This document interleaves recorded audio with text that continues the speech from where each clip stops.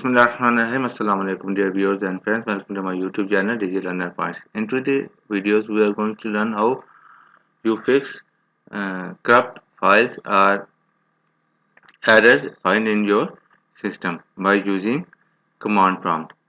So let's start our video.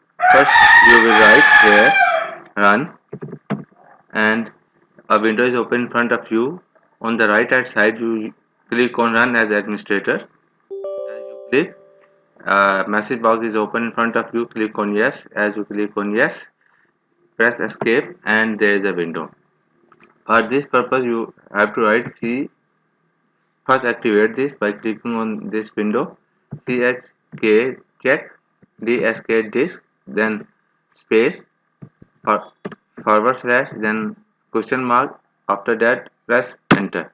As you press enter, different results appear in front of you. We are interested in this forward slash f, which is fixes errors on the disk.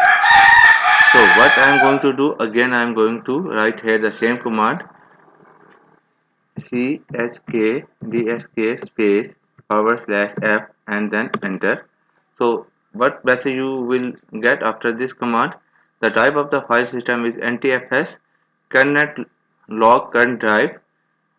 CHK DSK cannot run because the volume is in use by another process. Would you like to schedule this volume to be checked the next time the system restarts? Okay, but he says that when you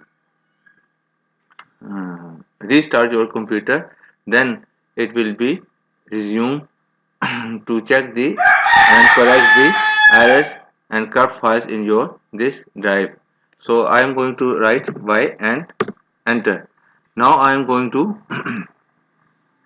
use another command sfc to repair and corrupt files, to repair corrupt files and errors. For this purpose I am going to use sfc space forward slash scan now. So see, beginning the system scan, this process will take some time. So I have already finished this one. I will show the result on this window. What kind of result you will be get after finish this scan?